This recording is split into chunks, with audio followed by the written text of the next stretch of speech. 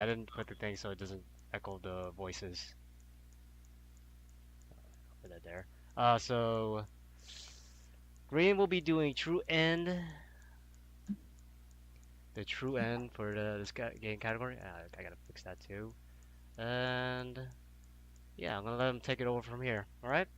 So guys, good luck and have fun. Okay, I guess we're live now. Or have we been for the last 5 minutes? Probably. I don't know. No. But let's Okay. do this. Yeah. All right. Well, anyways, greetings everybody. My name's GreenZSaber, and this is Super Dimension Neptune vs Sega Hard Girls. It was released last year on the Vita, and it recently got a PC release this year. The only reason I'm the one doing the run for this game is because I was the first person to actually work on a route for this game, but then the PC version came out, and then the route has been developed much further than what I could have done with it. So the route has come a long way since I started working on it, and I'm gonna be using a route that differs from what my old route is. And I guess,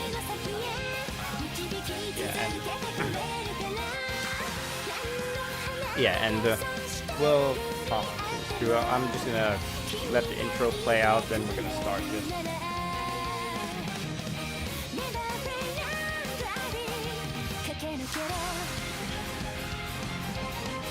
Okay, I will turn down the settings if that's an issue. So turn down the. Maybe the intro's just really loud. That's what I feel like. It definitely is a lot louder than. Okay. Okay.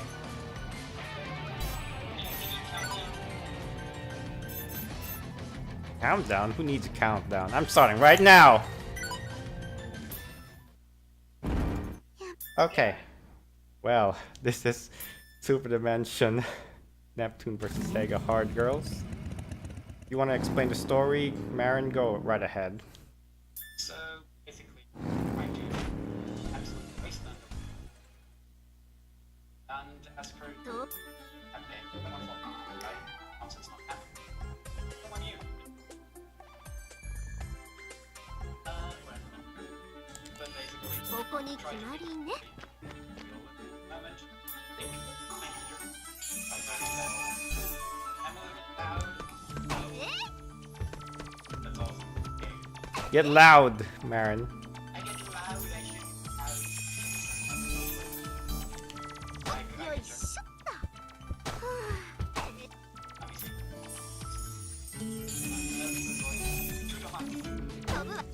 Alright, so this is basically what I call Chrono Trigger Neptune Edition.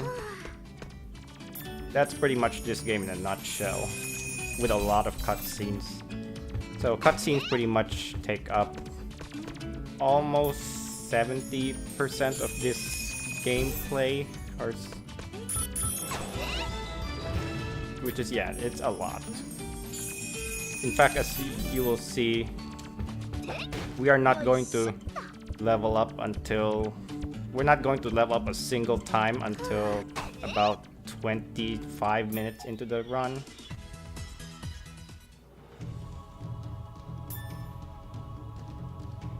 Anyways, this is a tutorial dungeon, so you see a lot of the tutorial prompts just telling us about the mechanics of the game. So something that's different about this game compared to all the other Neptunia games is that you can actually run in this game, and you actually need to do that to progress through some areas, like that long jump you gotta do.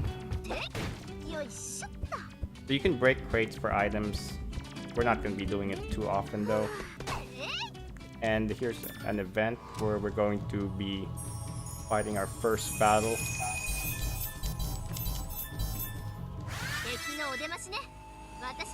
So it's just 3 of these bit enemies.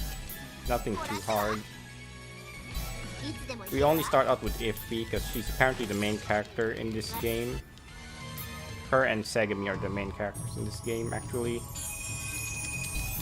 Now we get introduced to the transformation mechanic of Iffy, which we're not going to use since even though we are fighting one more enemy than the previous one, they still die fairly quickly.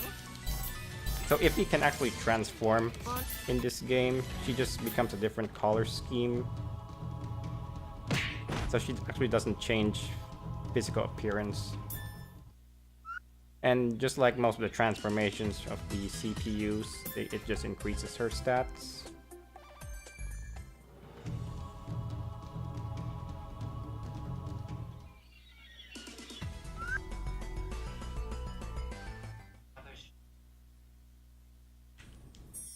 Well, Neptune also keeps her clothes as well.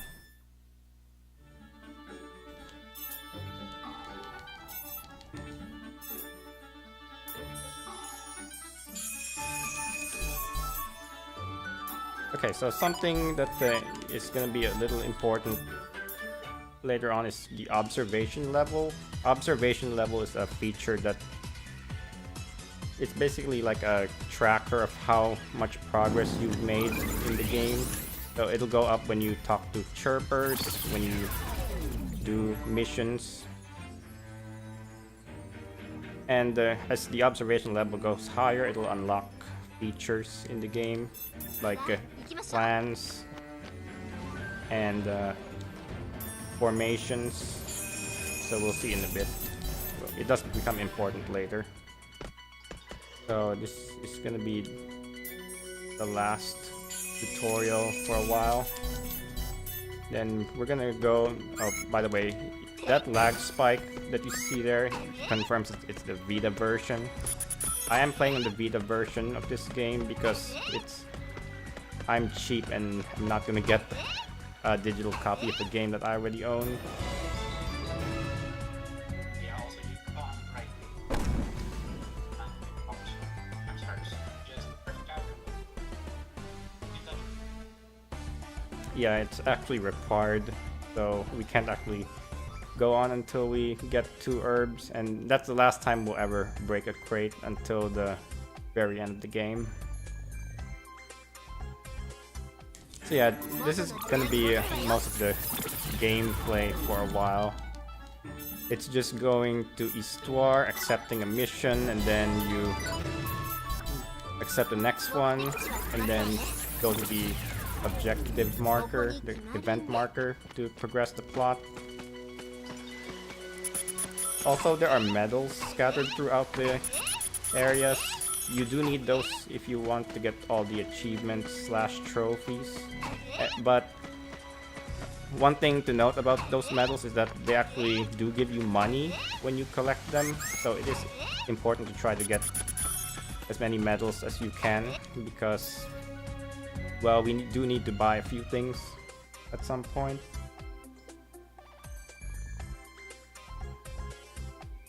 Okay, so far what's happened is Iffy meets Segami. Segami lost her memories, she decides to join up, and then they're investigating the Sega Saturn era. In this game, Neptune and the Sega hard girl called Sega Saturn are at war with each other, and we just basically meet them and get to know them a little bit more.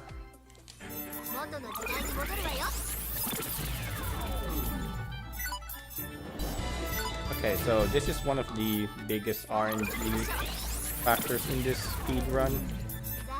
So there's this quest where we have to kill 4 doggoos, and there's one right here. Let's see what we can get. Okay, that's perfect. 4 doggoos, that's exactly what we want. You can get as low as 2 doggoos in this particular encounter. Okay, so we did win that fight, and there's that lag again, confirming this is the Vita version. Now, the Vita version is actually slower than the PC, so if I wouldn't be able to get like pop time or anything if I continue to play on this version. But that's not really what I'm about. I'm more interested in developing the route for this game. Okay, oops, I probably messed up there. Yeah, I will get that later on. I think I might have picked the wrong quest. Okay, I picked the wrong quest, that's what I did. Yeah, I picked the herb quest, but I forgot to turn it in before that one, so that's what happened there. Yeah, I haven't really played this game in a while until yesterday, that is. So I have to heavily rely on notes to figure out where I need to be going. So here's an SP charger. I do go out of my way to get SP chargers from chests because SP is a very, very important resource in this game.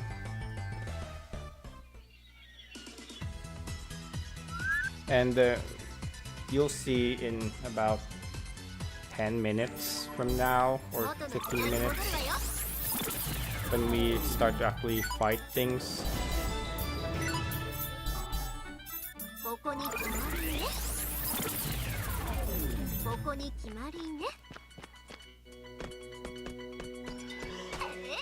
Okay, so I'm going to go grab the SP chargers, I mean the strength boosters here.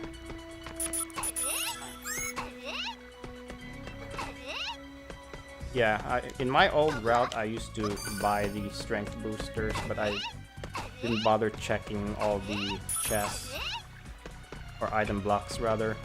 I never knew those were there until people started looking into it later.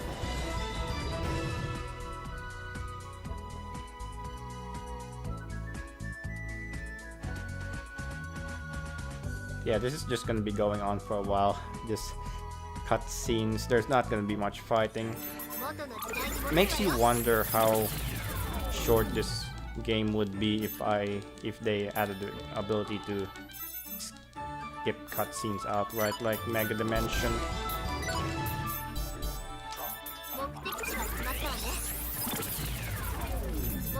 Okay, so I do need to be careful with this dungeon because if I get into an encounter here, I'm pretty much dead, so I'm gonna try not to bump into anything.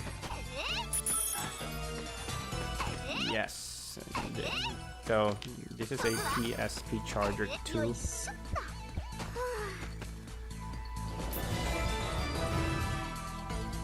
I think it heals 600 or in this game. Yeah, okay, it's 400 in the other game I'll be running in a bit.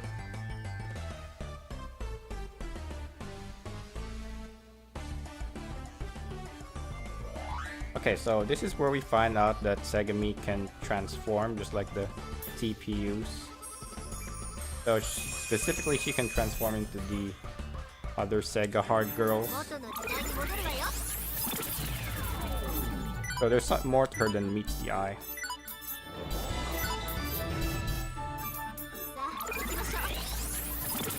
Okay, so this is where we have the other main RNG block in this speed run. So you have to fight and kill 4 of these bit enemies. So the bits are these gray shaped enemies that look like nuts or walnuts.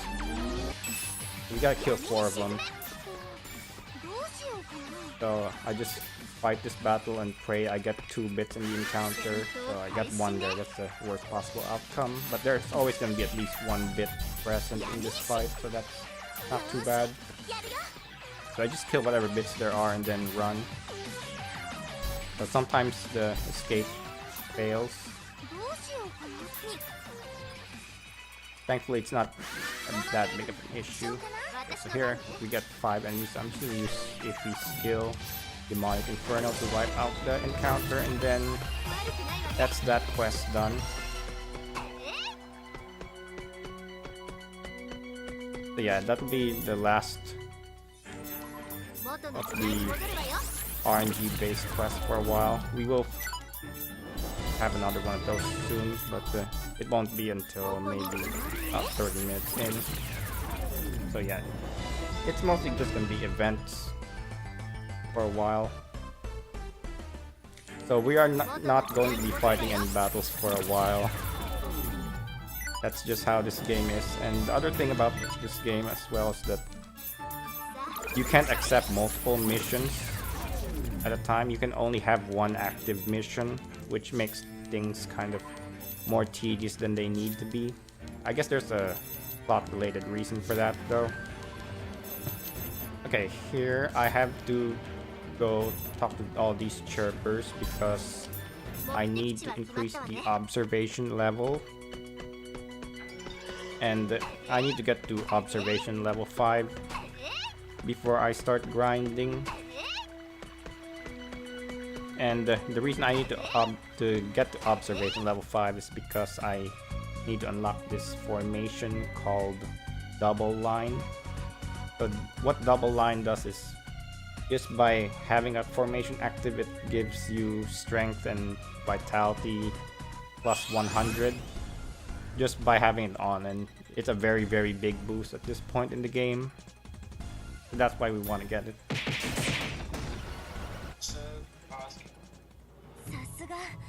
Best Sega hard girl. I like Sega Saturn the best because, now if anyone didn't know, there's actually an anime of this. It's about 13 episodes about these particular Sega hard girls.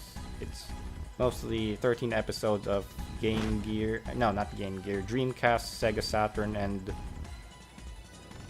yeah, Mega Drive. They basically just the way the anime plot plays out is the girls are in school and they're trying to graduate, so they do a lot of Sega related activities, like they participate in a virtual fighter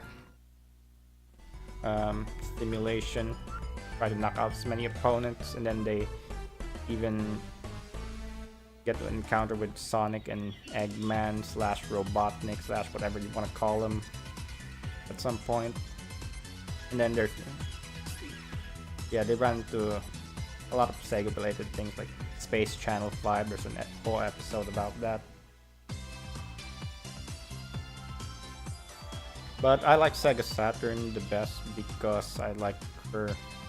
She's the one who always gets picked on, and I tend to sympathize with the ones who get picked on quite a bit.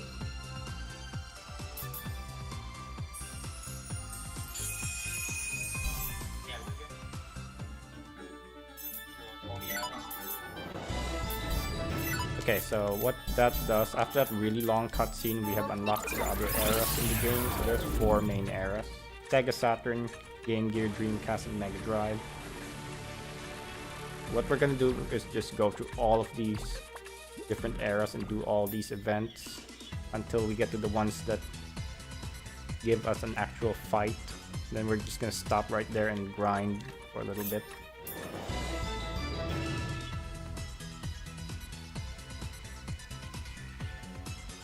Also, one thing to note is that the Dreamcast, the character, apparently has a different color scheme based on what version you're playing.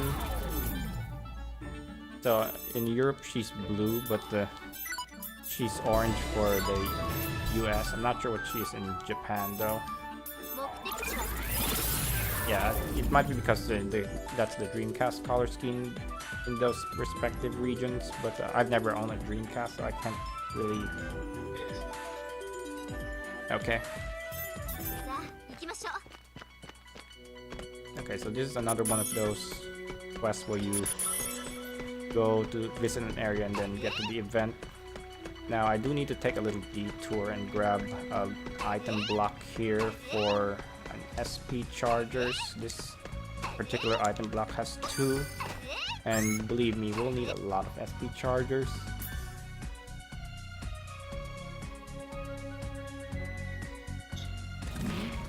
No, I will just buy them. I'll probably buy 1. I haven't used a life fragment the last 2 runs I did.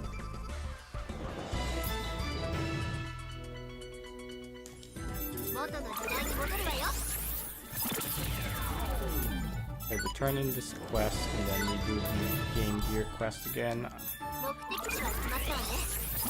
We do this this sequence a particular way to just save menuing. Because one particular thing about this game is if you complete a quest in an era, once you complete a quest, you have to back out of the menu, the quest menu, and go back in for it to update any new quests. So if you want to do for story-related quests, obviously you have to do the previous quest before you unlock the new one.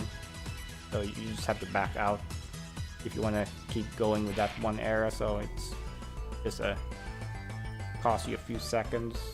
You just want to jump across different eras to save menuing time. Not that much, but it does add up with such a short run like this. Okay, so we're meeting most of the cast members. Here's Netgear. And do you want to explain the bike? What's up with the bike?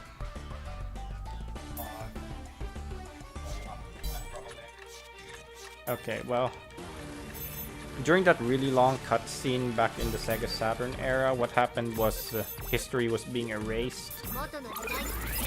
And basically Sega Saturn and Purple Heart / Neptune were getting erased. And in a last-ditch effort, Neptune basically binds her soul to Iffy's precious bike. So now she's basically Iffy's bike, her time-traveling bike. So now Neptune has the power to travel through time. And she's a bike. She's pretty badass, I think.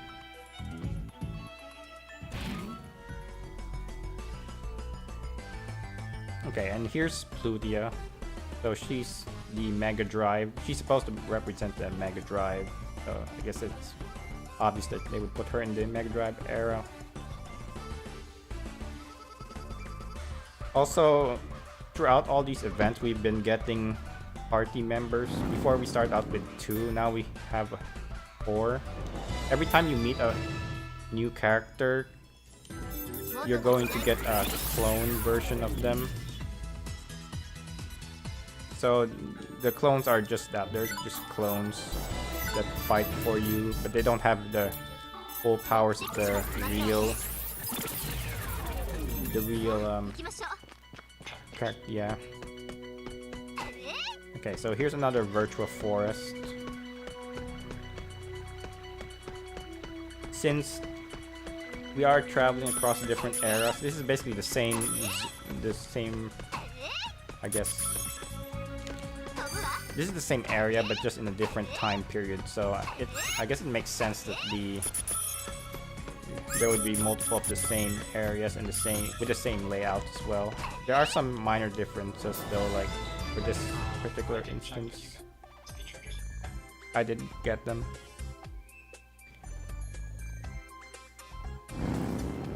I did get them. So yeah, like this event here was towards the upper right part of the area.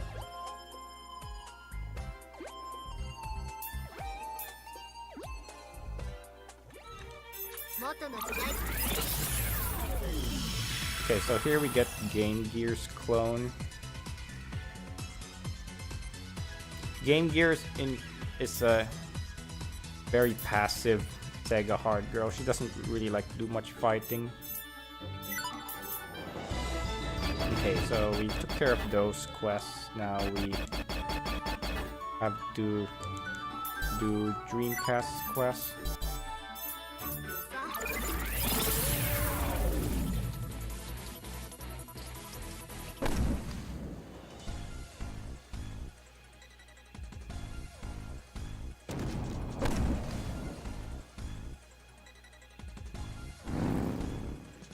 And then we get introduced to Uzume and Dreamcast. since we don't actually meet up with them, we can't really get their clones just yet. We just saw them fighting and that was that.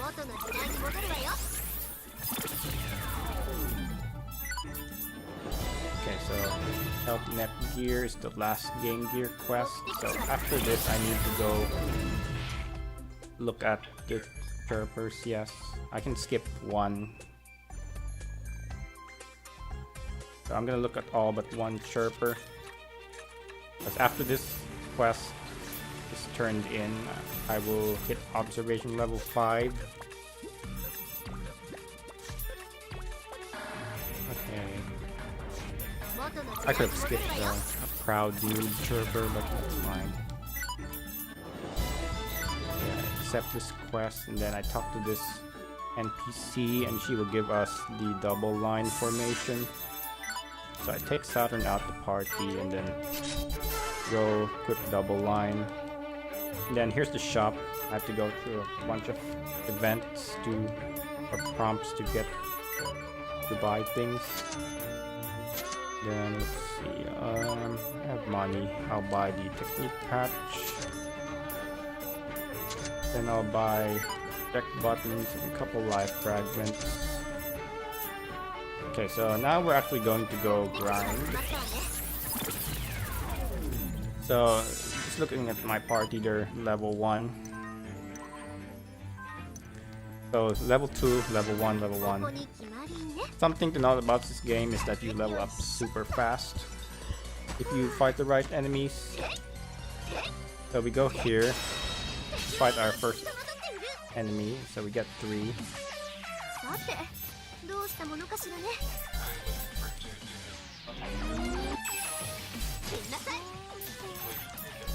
Well, I have lived an encounter with them without getting a single attack. It's just that they will take their time to attack you. Okay, so just checking, they're level 7, so we gained 6 levels in just that one fight. That's how fast leveling up is in this game. Okay, so I do want to simple attack these enemies.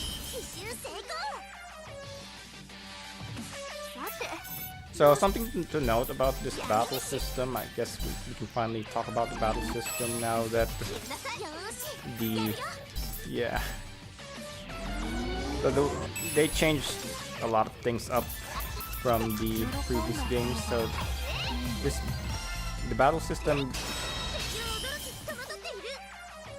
Okay, so let me just do this. So I have 5 enemies, then I just need to use Demonic Inferno. Whenever I have 4 to 6 enemies, I will use Iffy's Demonic Inferno on them to just get hits everything.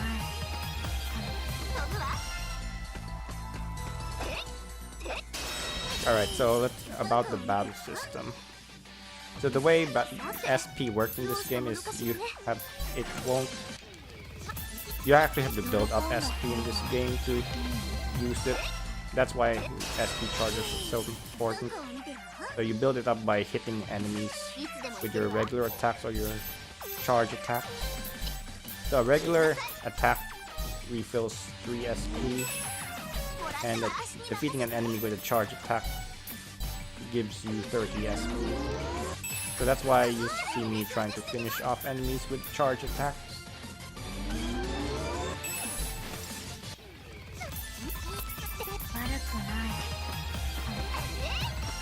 And the other thing that I'm trying to do as well is fill up that little pink bar to the right called the fever bar. So the way that works is the fever goes up by 0.5% for every hit that you inflict to an enemy. So fever is a huge part of this game's battle system.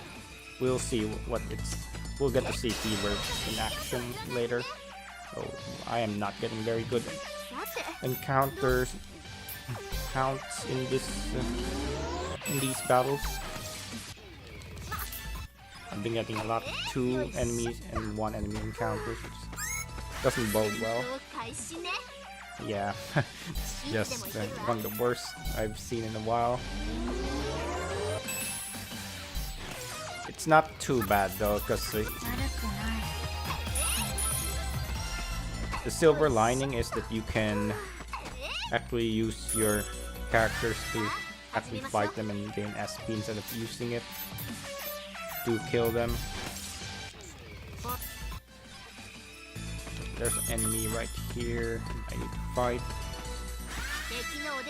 So at this point I'm just gonna start fighting running into the enemies and not trying to symbol attack, because if he's fast enough for that, to outspeed them. Okay, so now we're level 15 with class level 5. I do need to add some common skills to them.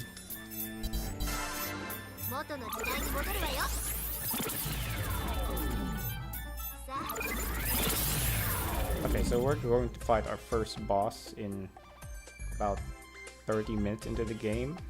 That's like a third of the run already.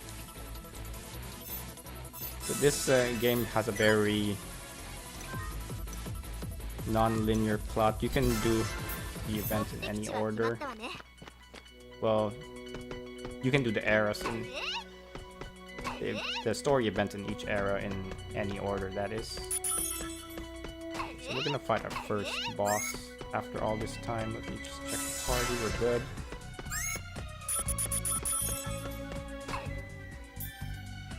Okay, so this is where we will see Fever in action. So when Fever goes to 100%, there's gonna be a star that shows up. When you grab the star, you'll get into Fever mode. And what Fever mode does in this game is it's broken. It basically freezes enemies, meaning they will never ever get a turn. Oh. Yeah. Okay, I did not have 200 SP for Iffy when I came in, which might not be too good. Let's see.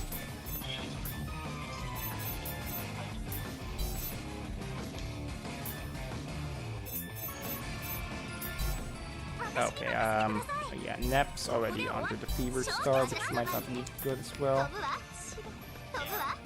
Okay. Well, I'm just gonna revive her.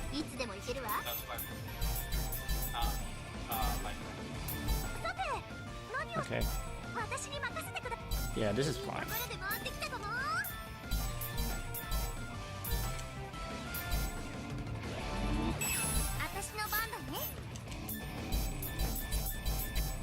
Okay, I'll just grab it. Let's see what we can do with this.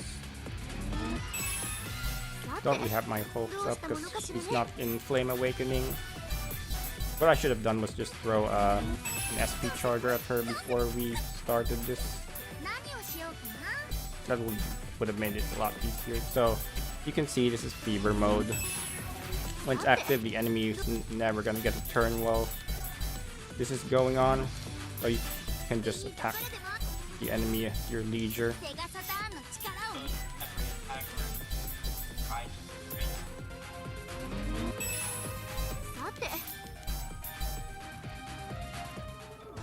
Okay, well, we'll see what happens here.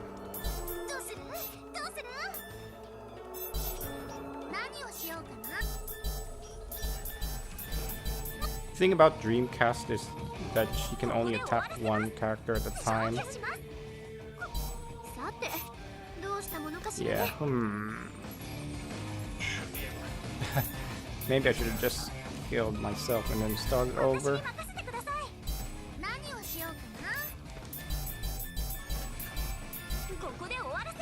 As long as I don't end up using too much of my weight, then we should be fine.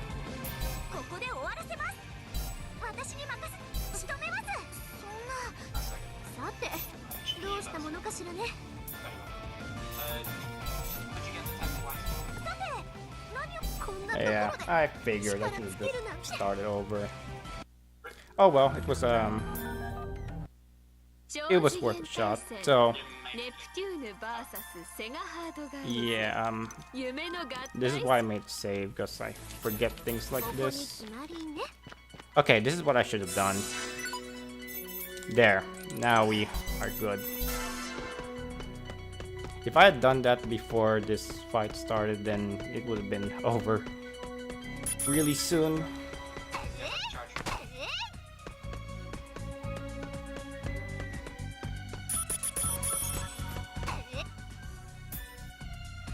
Okay, so yeah, this is why we need Iffy in Flame Awakening. If we don't have her in Flame Awakening, then our damage output drops significantly.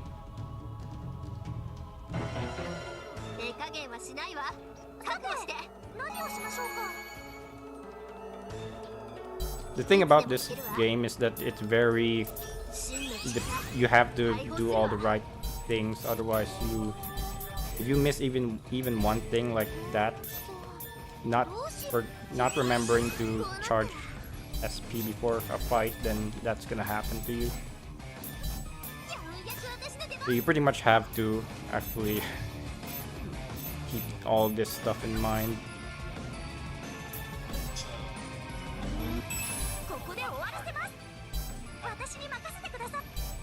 It seems hard at first, but once you get the battle system down, it's really one of the easier ones. It's just that with this particular speedrunner, you can just die if you forget to do things. Just one little thing is very costly. Okay, so as you can see, now we're doing a lot more damage to Dreamcast. And so this is how the fight should be properly done.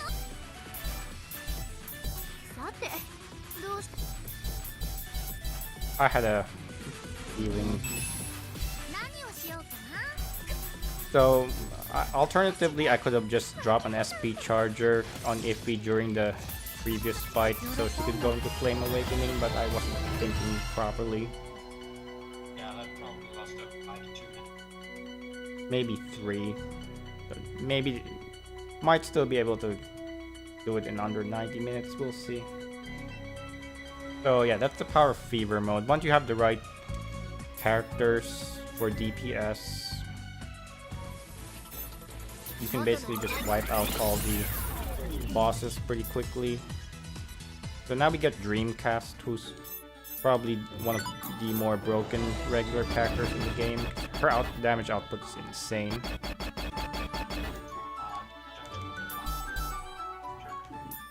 Okay, no I didn't.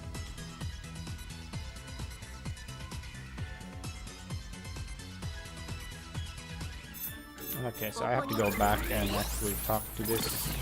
I'll just stop this because she blocks an event that I'll need later.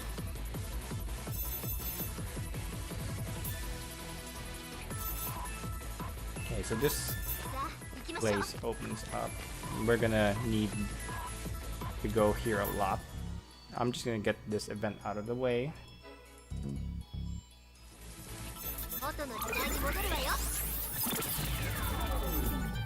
Okay, so now this quest opens up, so we're gonna be doing this quest.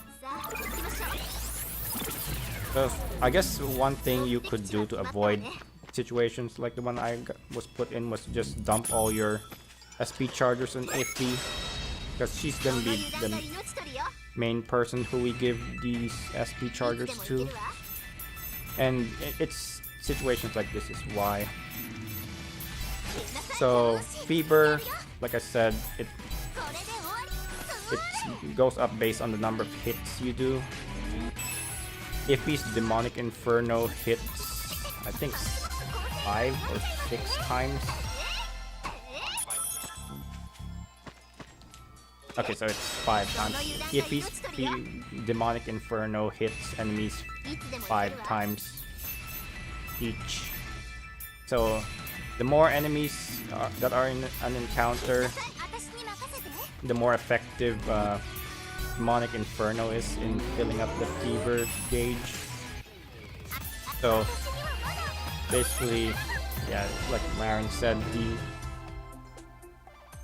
Demonic Inferno is gonna raise the fever bar by 2.5% for every enemy present. And every time you symbol attack an enemy, you can always hit them all with a demonic inferno. Okay, so we get Uzume's data. Just need to take care of this event.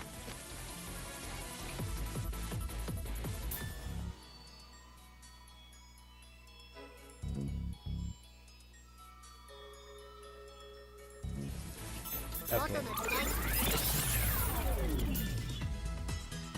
yeah, because you know, really hard to find the office around.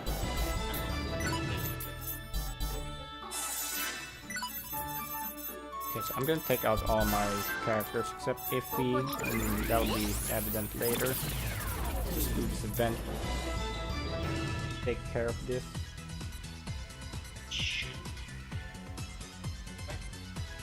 No. This is right.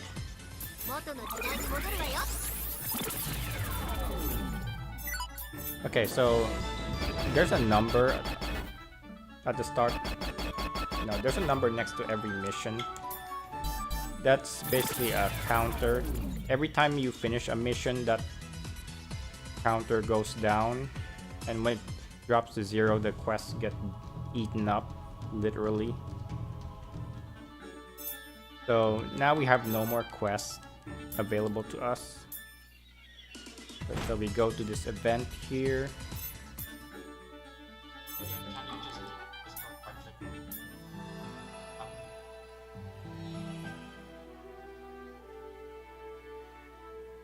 So we go to do these events. There's going to be several events we need to do. Okay, so here's the... we get to face the main villain of this game, Time Eater, aka Lavos. Yeah, this is literally Chrono Trigger NEP edition because we fight an alien abomination who crosses time. So when you fight him, he's too OP. We can't beat him at the state we're in, so we just lose, and taking out everybody but Iffy causes that to happen faster.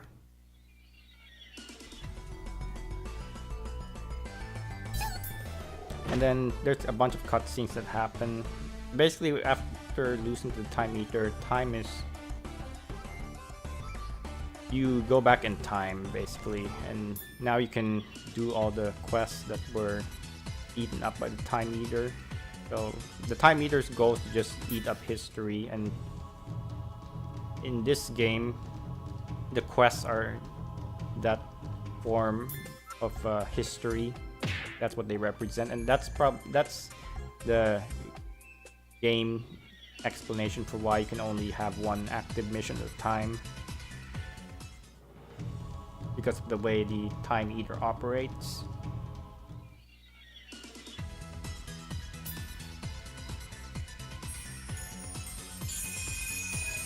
Okay, now we will do this quest.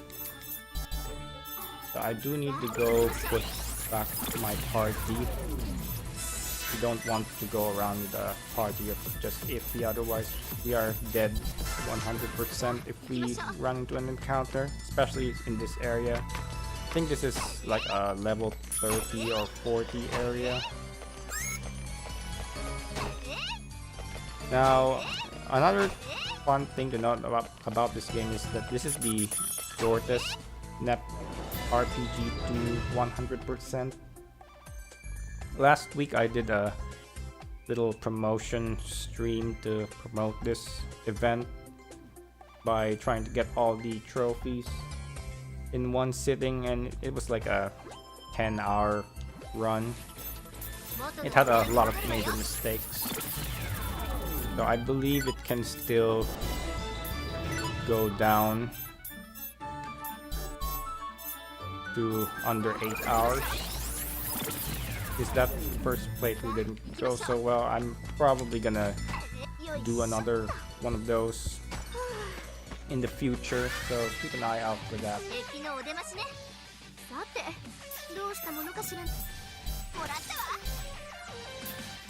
It might be an event in this channel in the future. Not sure when, not sure how, but it might happen eventually, so keep an eye out for it. If you do follow this channel, make sure to turn on the notifications, because I believe the channel does post events like this that will be featured on their stream. Okay, so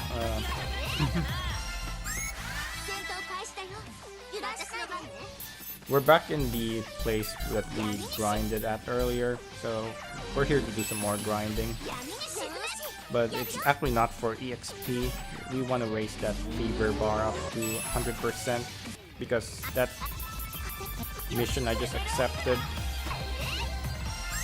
it basically has another boss.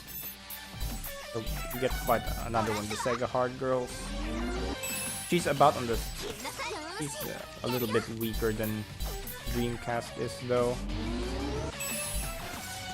But for all bosses, the general strategy is to basically just build up your fever bar to 100% before you ever think about fighting them, because bosses are just damage sponges.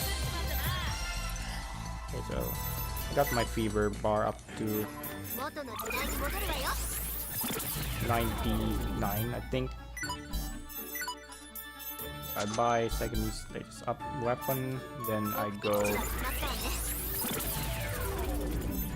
here. Then I will take out... Actually, I'll leave her in.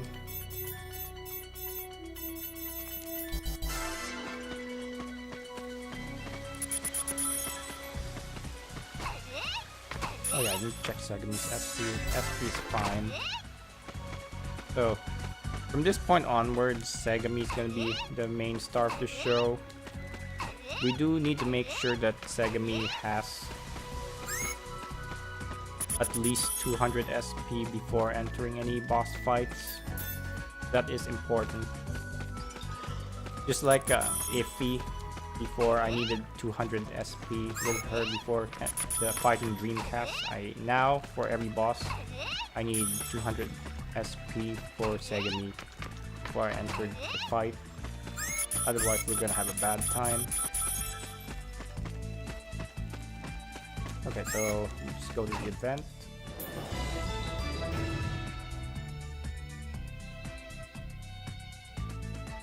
We just go to the event.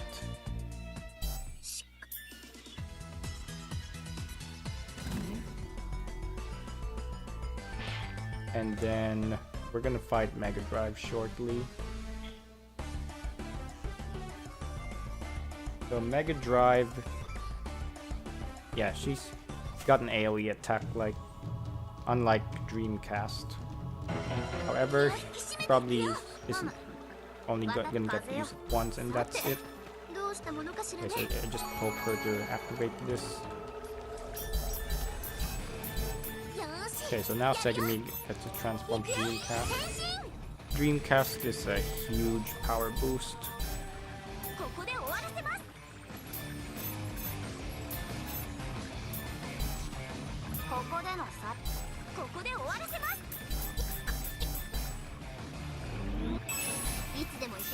Okay, so let's see. Just use charge attacks to bring on the damage. Okay, so I grab the Fever Star and then you can just bring on the hurt. So I should be able to beat Mega Drive before the Fever mode wears off. So you can see just how much damage Transform Segami Dreamcast does to her. But she goes down fairly easily. Now we have the Dreamcast transformation.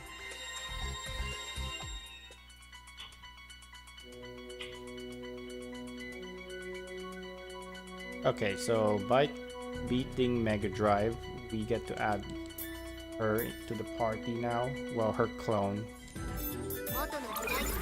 I believe we should have the full roster at this point. So Dreamcast is pretty much the hardest fight in the game. So we're through the hard parts. It mostly just, there are some harder bosses, but most of it is just trying to make sure that we don't screw up the setup. A lot of the bosses in this game just come down to having the right setup before facing the boss. Okay, so we continue with the Dreamcast quest line. And then we're gonna try to build up some fever here.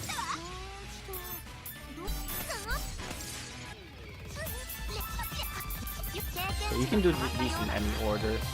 So after this, I'm going to do the quest. It has you fight a few monsters.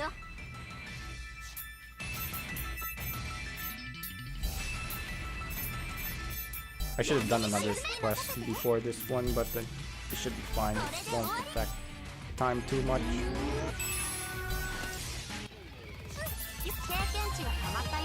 Okay, so after this,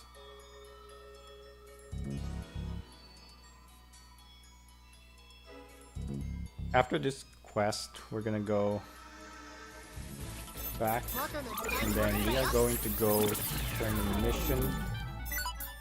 Okay, this is the quest I need to do.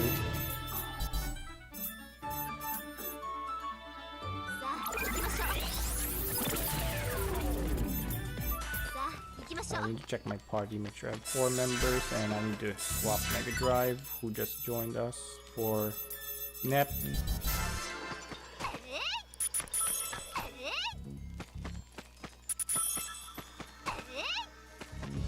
Then I need to go look at. I need to go up here, grab a Strength Booster Z, and we're gonna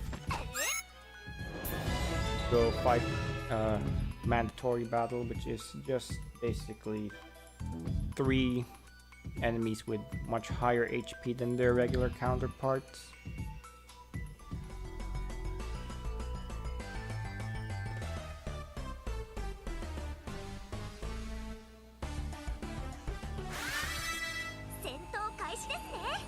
Okay, so you fight a duck, heal Doggo, and a regular Doggo that they have boss-like HP. They don't really hit that hard though, so they're not that big of a threat. As long as you take out the heal Doggo first, everything should be fine. Obviously, you gotta take out the healer first. Okay, so now that the heal Doggo is done, you don't have to worry about them healing anymore.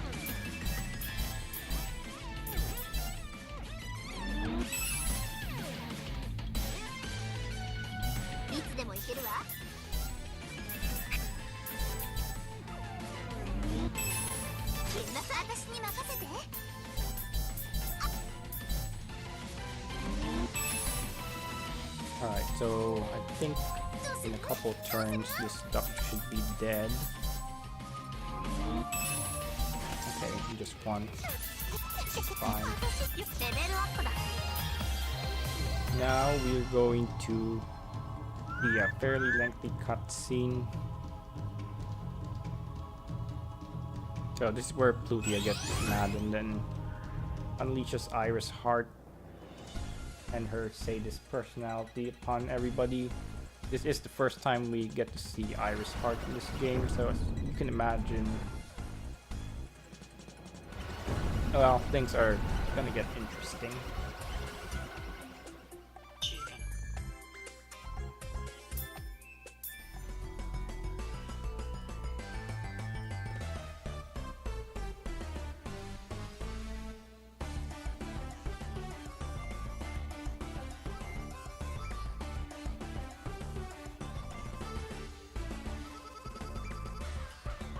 Okay, I do have to adjust my route a little bit because I kind of messed up the quest order from the recommended route. So I'm gonna do things a little out of order. So I turn in this mission. And then let's see. We're going to continue with the Mega Drive quest line. Oh, it's this guy.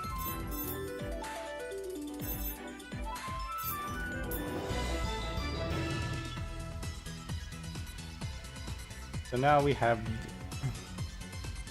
we're one more fight away from breaking the game completely. What level are my characters? So Battle Mega Drive. This is the fight I need to do. Yeah, I will save here just in case something bad happens.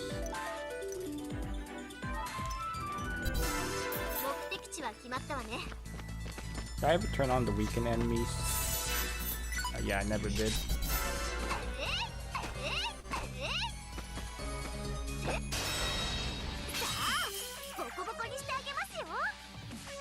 Okay, so what we need to do here is to get to level 25. That is the minimum level required to beat the game.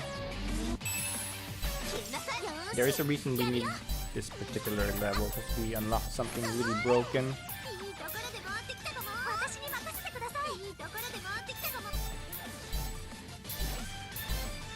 And this area in particular has enemies that give a lot of EXP.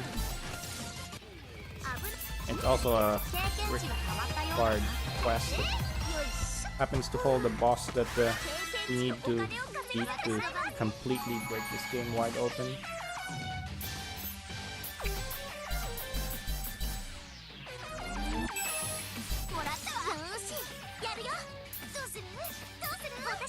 Okay, so my general rule of thumb is for encounters with 2 or 3 enemies, or 1 to 3 enemies, I will just fight them normally, and if the encounter has 4 to 6 enemies, I will use Demonic Inferno to take them out. So I'm getting a lot of 1 to 3 encounters. I've had no 4 to 6 encounters so far in this dungeon. Actually, I should just use Critical Edge to finish him off. It's not like the STF Nep-Nep's gonna be used for anything else. Okay, I just need to heal a few more enemies.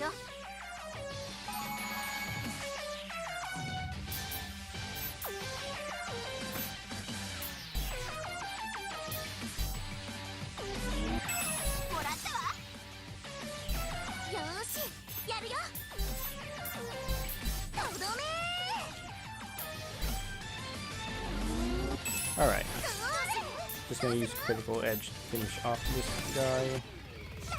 Let's see, 24, that doesn't look good. Okay, it looks like I just need one more encounter to get to level 25, and then that'll be all of the level grinding that we need to do in this game.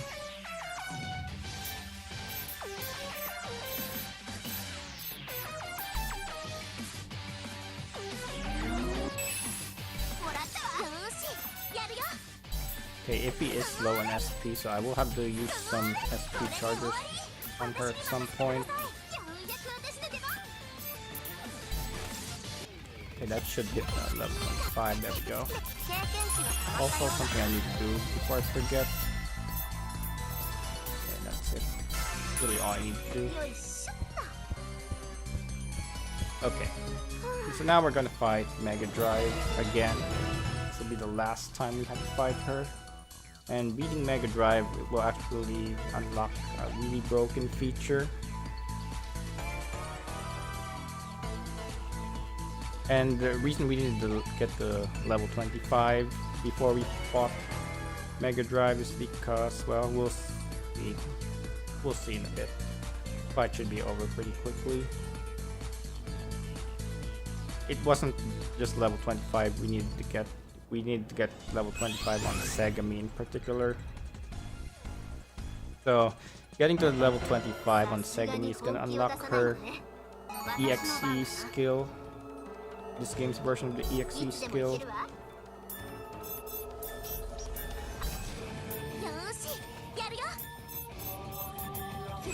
It is called Dream Blade Special. It is probably the most broken skill in the game.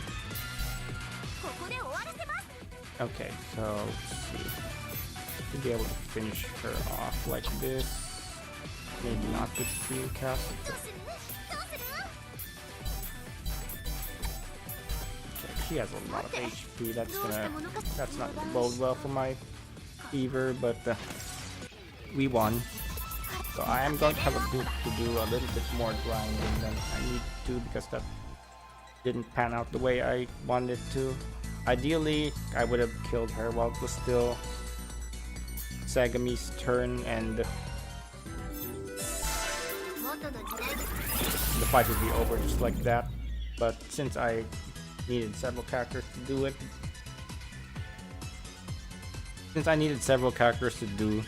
it, my Fever gauge is pretty low. So I want to end the fight with Fever gauge above 50% at least. Now I think it's at 30%. That just means I have to do a little bit more grinding to get it back up. So at this point we are gonna need to do some grinding still, but not for levels, more specifically for Fever. So we need to get Fever to 100% before every boss fight, like I said. Otherwise it's just gonna be a really bad time trying to win. Okay, so by beating Mega Drive, her true self joins us, so her true power awakens. Now we can do a class change with her.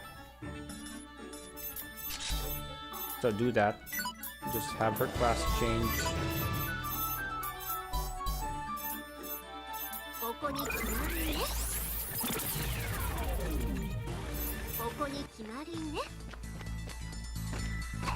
Okay, I was supposed to do this quest first before Mega Drive because, well, this is a quest that you have to do to advance the Game Gear plot, and to do so you have to kill 3 of these guys in the wearing the plane. Well, you have to kill 5 of the guys wearing the plane suits.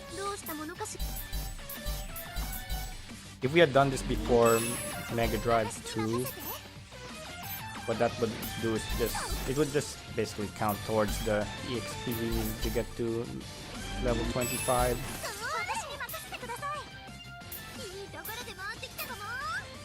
So we would actually have to fight less enemies to get to that point. I just didn't want to go do this quest while I had 100% Fever, because it just wouldn't.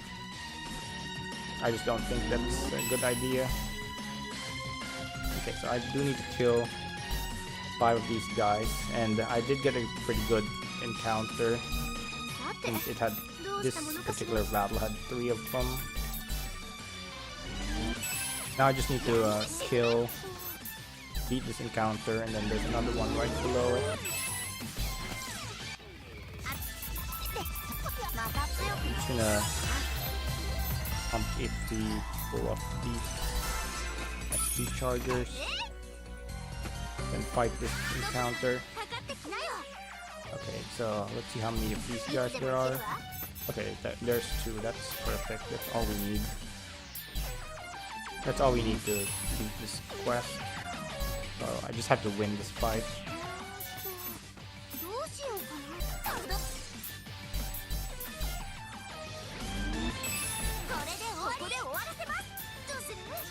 Yeah, so a lot of the speedrun is just basically managing your resources properly.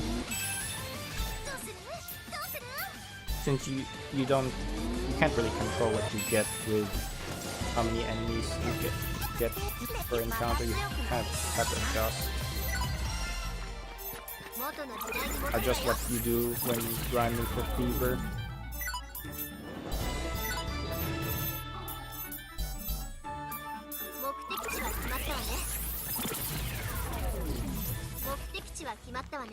Okay, so we're here. We're back here. Now we get to fight these guys again for more fever grinding shenanigans.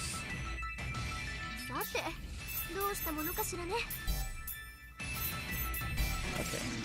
I just need one more battle to get to 100%. We're gonna get it right now.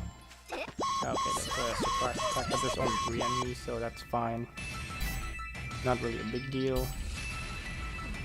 Since there's only 3 enemies, I'm just not gonna use Demonic Inferno on them. I'm just gonna attack them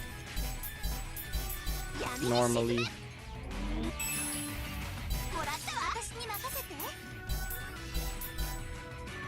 Actually, just do this.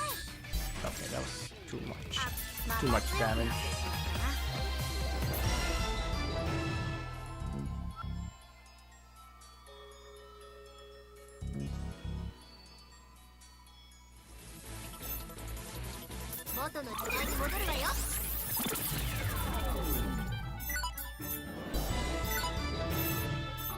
Okay. I guess I'll try this quest. Okay, let's see. I will save because I'm not at 100% fever.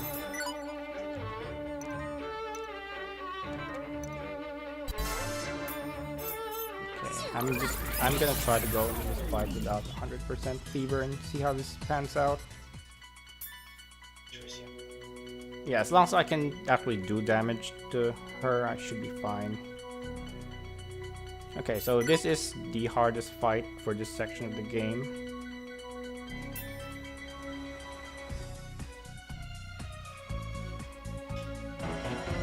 So you get a choice to fight either Sega Saturn or Purple Heart. Let's see how this goes. As long as I can do damage to her, it should be good.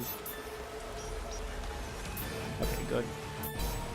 Then I'm just gonna use a strength booster. Then charge. Okay. Yeah, we should be fine. Okay, that's pretty good.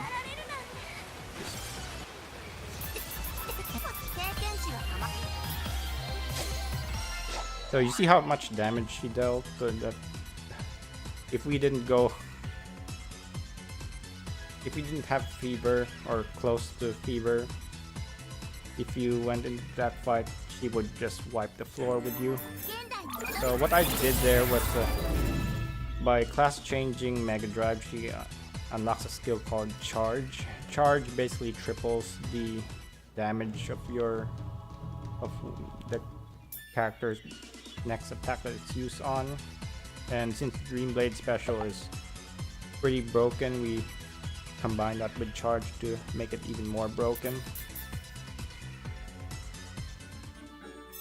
So yeah, by using that, she just goes down very quickly.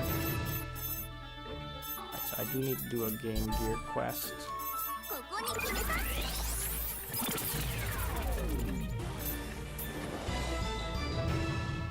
So now we finish up the Game Gear quest line.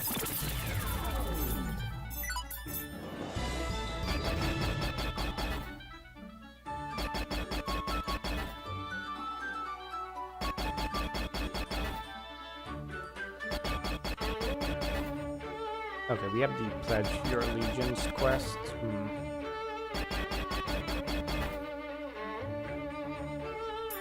I have the Pledge Your Allegiance quest. So that, yeah. So I'm just gonna save.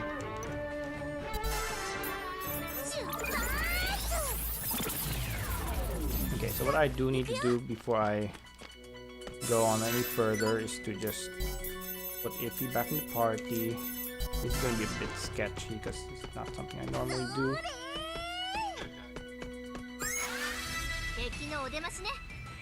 Okay, this should be fine.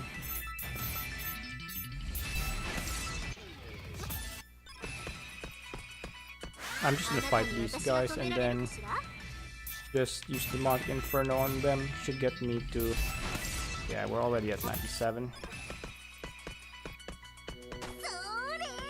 It's already in the way, so I'm just gonna do that instead. Okay, that's a Demonic Inferno for 3% fever, but that's fine. As long as we get to 100% fever before the boss, all is well.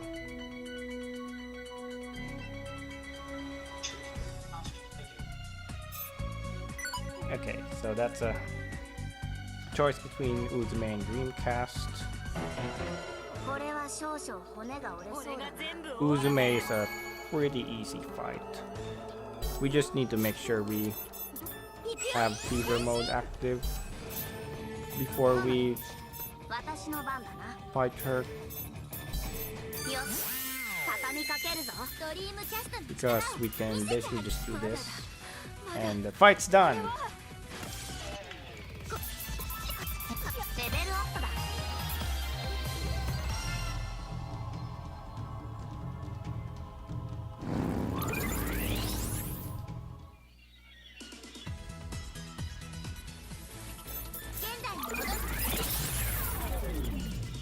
Okay, I believe that was the last of the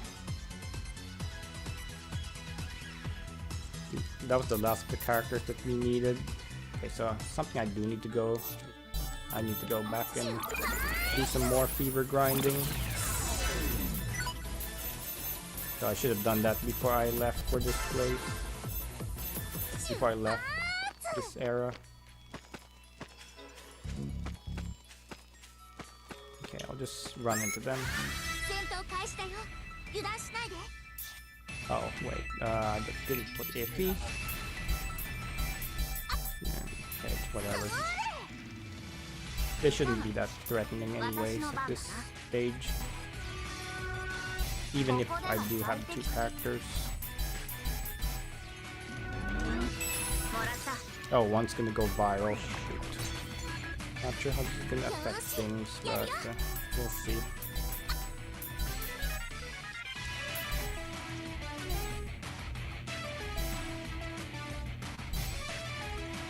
Okay, I'm going to use charge on Segami so I can kill the viral enemy.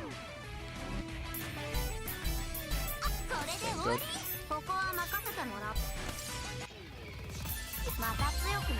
Okay, I thought I put iffy in the party, but I guess not. I'm just gonna encounter this normally. Let's see, this should be fine. Okay, that's perfect. I probably don't want to do that. Okay. I just need one hit to get to level, 100% fever.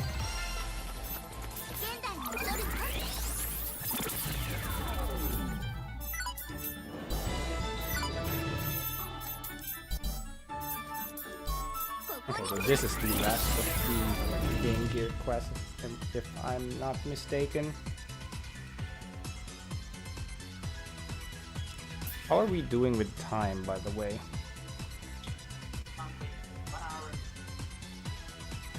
Okay. I have like this one. Sure. Okay, I think 20 minutes might be enough.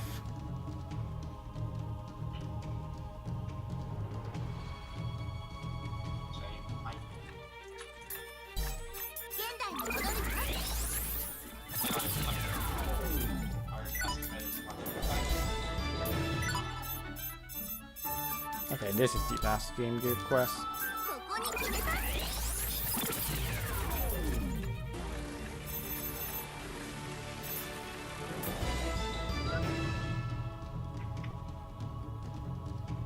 Yeah, I've been messing up my orders a little too much, so we'll see what happens. I also haven't been referenced. I also haven't been referenced in my notes. Also, why I've been going all over the place. I will have to do that for the next run. because it is very heavily reliant on notes.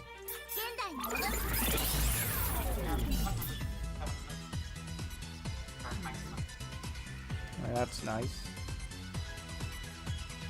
Now, this is the last of the characters that we need to join. So at this point we have all of the characters, the actual characters instead of the clones.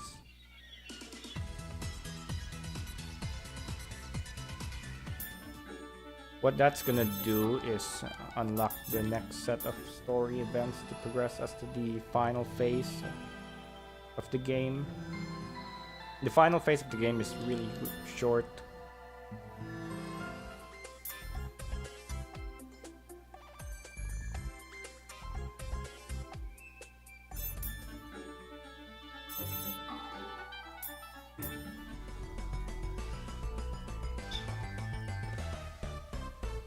Okay.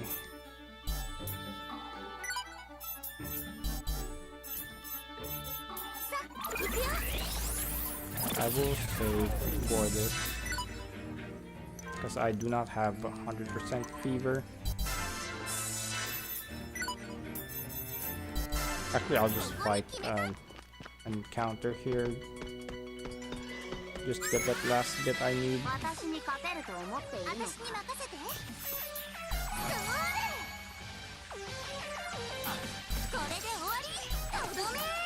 I just needed one hit, that's all I need. The only reason I can't try it on the boss is because if I hit 0 damage on it and she does have kind of high defense, it's not going to count as a hit. So we have our fever, and then the basic procedures that we need are Segami's SP has to be at least 190 and Mega Drive has to have at least 100 SP before the boss fight.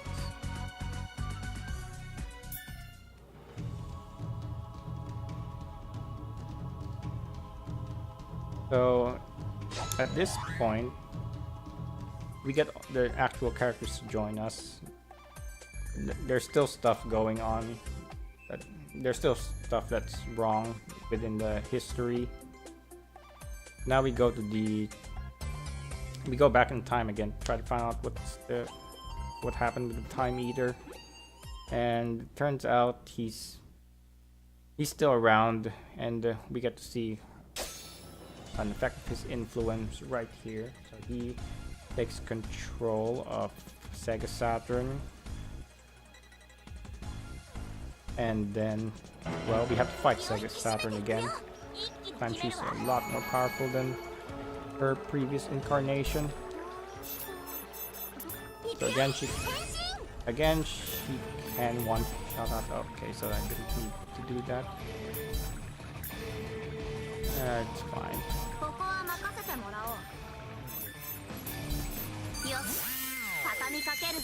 I don't have a strength booster, so this might be a little sketchy. Yeah, I'm gonna have to do the 2-charge strat on this.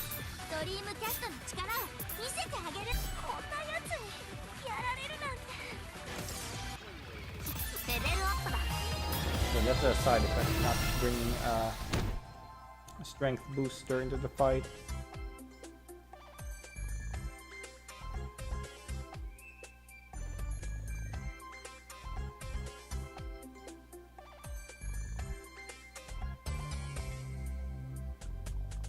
Now let's see, we gotta go find...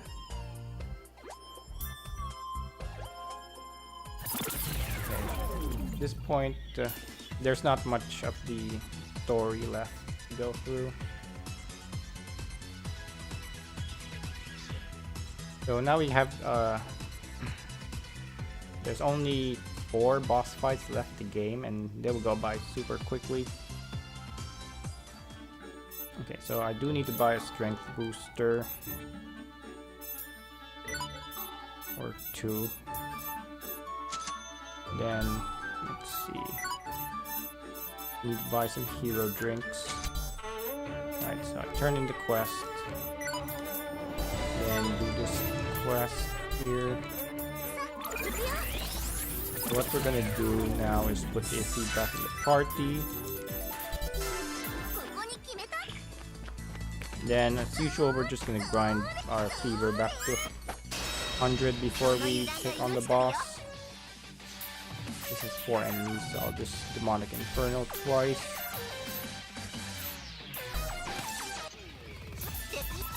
Okay, I do need to use SP chargers or hero drinks on her. I'll just use all my hero drinks on her. How's Mega Drive doing with SP? Doesn't look very good.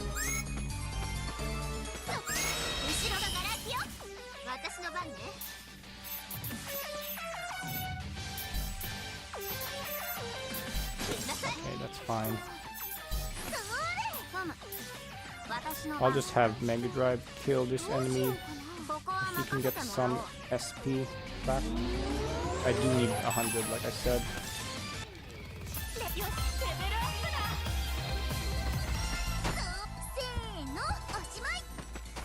Yeah, I'll skip that enemy because it doesn't really have that many enemies in it. Okay, this is really good.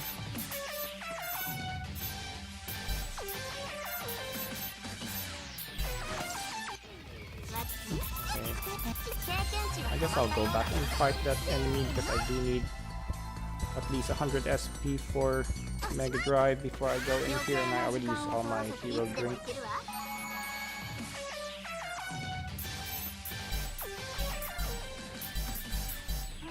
So once I beat the upcoming boss, we can finally stop worrying about SP.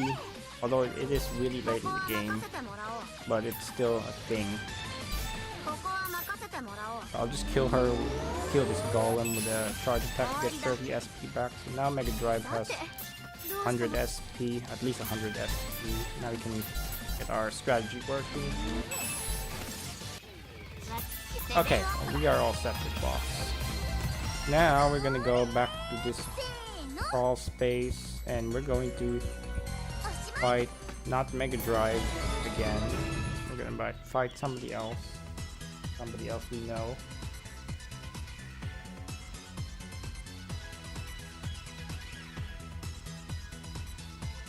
At any rate,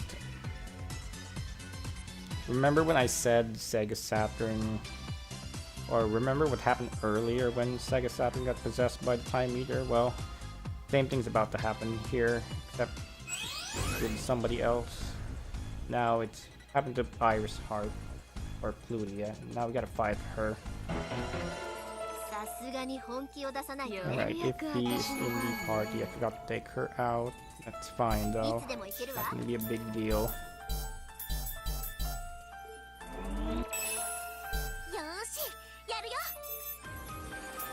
This fight can be a bit trolly because she can inflict a status ailment on us.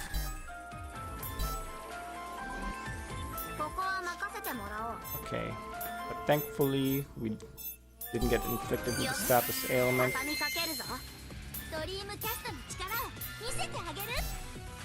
Okay. I just do 2 of these Green Blade specials and she's done.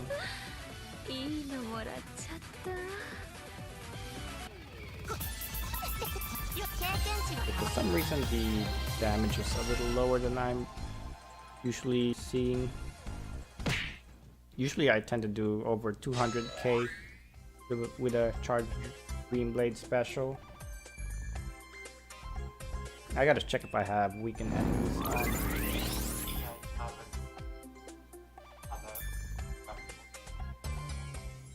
I did do that actually.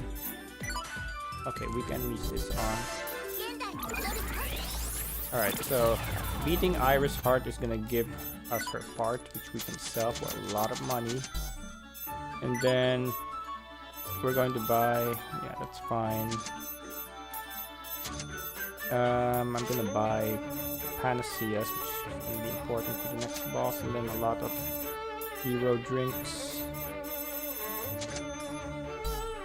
Okay, let me just make sure I got everything. No, we need it, but I'll just get these in case. Okay. So I turn in this quest, and then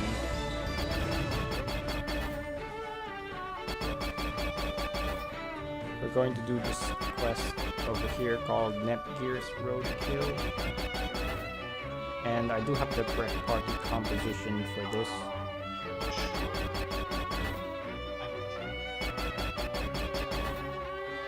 No. Oh, wait. Yeah, you're right. You're right. Yes, yeah. Yeah, so as Marin said, I do have to do this quest first because I do have to use the hero drinks I bought to charge everybody's SP. So that's why we do this quest first. Because to actually use SP healing items, you have to be actually in a dungeon. You can't use it from the overworld map for whatever reason. So doing this will just prevent us from having to go in a dungeon, using the items and then backing out.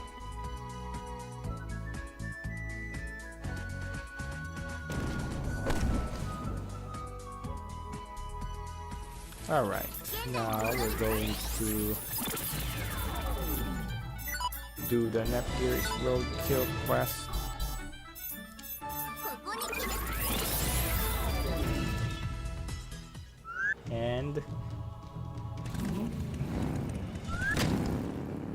And at this point, we're looking for the Time Eater.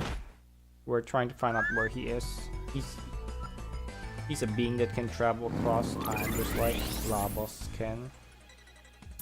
So we're trying to find him, and we found him in the Mega Grab era, but we didn't find him in Dreamcast era, so he must be in Game Gear, and turns out he is. So we fight the Labos spawns. I call them the Time Eater spawns. Their actual name is Time Eater Seeds and Time Eater Sprouts.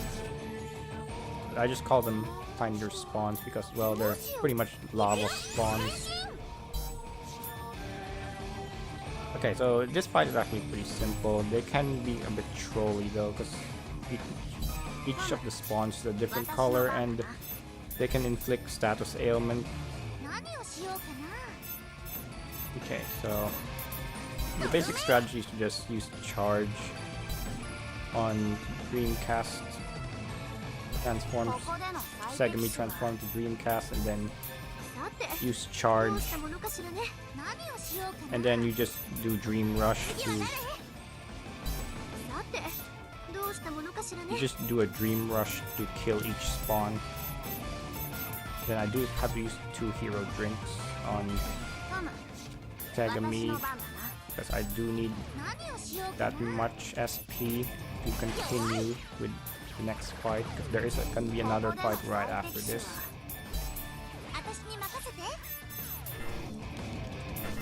Okay, so that's done. With the weakened enemies, they have much lower HP, so I don't have to worry about using a strength booster to one-shot them. I believe it always one-shots them without a strength booster active. Alright, now we are gonna have to fight this battle again, only the enemies are gonna look a little different, but the fight is still gonna go the same way. I do need 600 SP with Segami to start the fight. That's why I use the hero drinks. So she does have exactly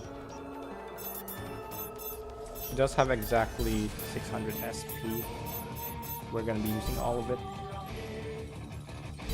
Iffy is mainly here to just tank hits and use items if needed. I guess I never really explained how the weight meter works in this game. Oh shoot, she got skill sealed, so I have to use Panacea to cure it. Hopefully she doesn't get skill sealed again.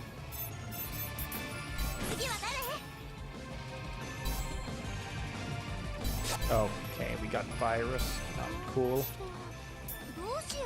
That's unfortunate. This is one of the troll moments in this fight. They can just use all these random status ailments on you and just ruin your fun.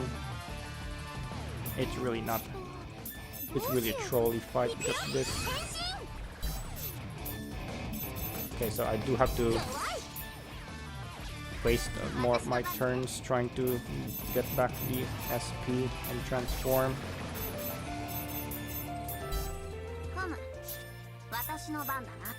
Yeah, unfortunately there's not much we can do to defend from status ailments in this game other than using the panaceas. So Ify did her job well. She's good for distraction and healing us. It's basically just Sagami and Dreamcast doing all the work. Yeah, other than that troll moment with the status, that's how the fight normally goes. You just basically have to pray that you don't get status ones.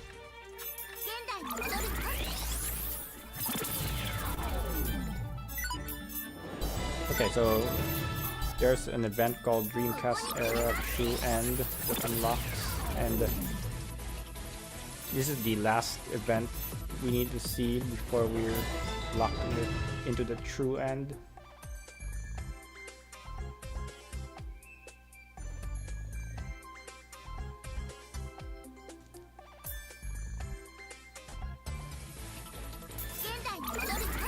Okay, so once we turn this in, there's going to be an event that shows up right here. So once we see this event, we are basically locked into the True End. Also, one other thing that I noticed during my playthroughs of this game, there's an optional dungeon in this game called Toy Police. It is basically unlocked by talking to a specific chirper in the Sega Saturn era.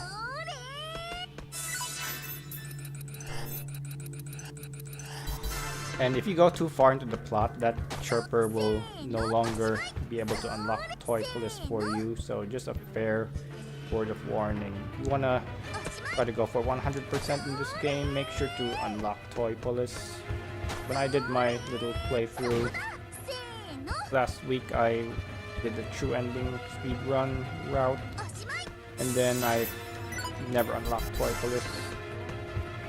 So yeah, I basically lost at least a couple hours off that because it's really hard to get 100 missions to unlock. If you don't have Toy Police active, it's a huge struggle without it. I would not recommend it to anybody. Anyways, we go back to the tutorial dungeon, which is where the Time Eater has been hiding this whole time. So now we can finally fight him for real and actually win. So the fight's pretty straightforward, but if you mess up though, it's very likely that you're gonna end up dying.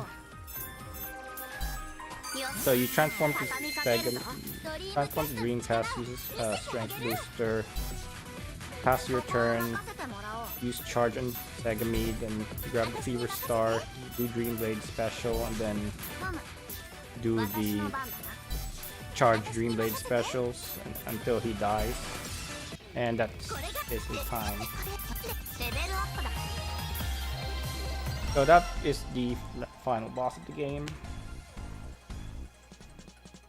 So now we are gonna be able to see the true ending. Since the ending is really cool, I will play it out. And then we'll get to see the last few cutscenes of the game, and that'll be it for this game.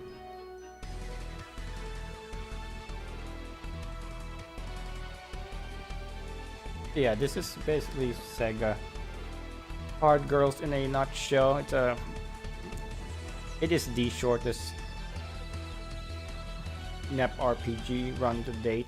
It would be a lot shorter if it wasn't for the cutscenes, but that's the nature of the series.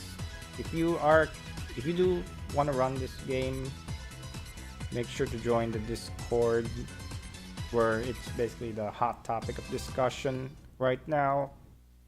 That's where you'll find most of the notes and the resources available.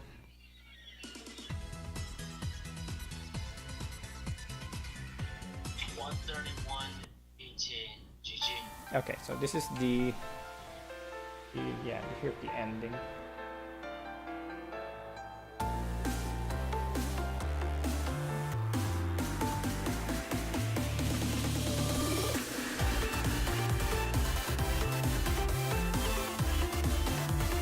If you have the PC version, you can actually complete it in a much faster time than this time, because just because the battle lag is almost non-existent. It's very noticeable on the beta version. That's why it's slower by default. But yeah, if you want to learn how to run a NEP RPG, I would definitely recommend this one to start out with, because it is, like I said, one of the shortest, and it's got a lot of downtime towards the beginning. A lot of the RNG, as well as towards the beginning with the drops, with the crates and the doggies and the quest.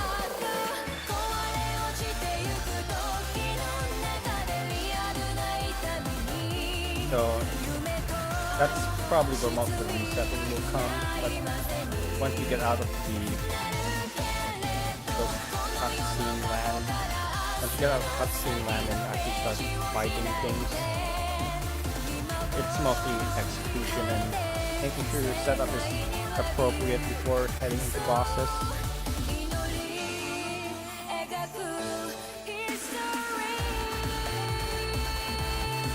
Okay, so this doesn't have one of those 8-bit game reimagining cutscenes like the other games do. It's not as cool, but there is one other thing. This is the final cutscene that will basically tell us, hey, you did get the true end after all.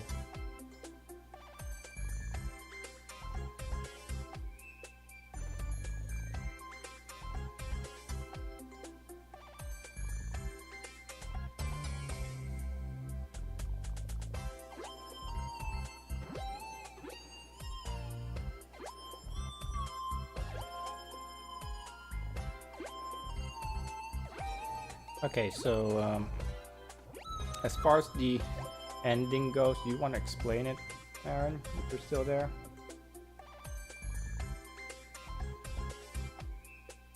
Okay, so basically everything goes back to normal, and then since everything went back to normal, the characters from the other eras were starting to fade away back in the previous cutscene, but it turns out after this one, they're actually back. It turns out they didn't disappear completely after all, so they went on a little reunion and had a beach party. So seeing that beach party image is basically the final clarification that you got it.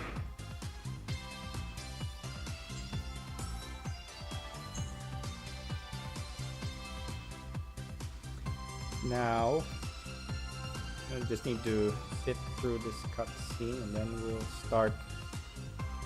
I'm gonna have to go set up for Rebirth 3 True End. That's gonna be a very interesting run for many different reasons. Okay, so here's the final save clear data screen. That's gonna be it for this run. I hope you all stay tuned for Rebirth 3 New Game True End. I'll be doing that shortly. I just gotta set up, and I'll see you all in a bit.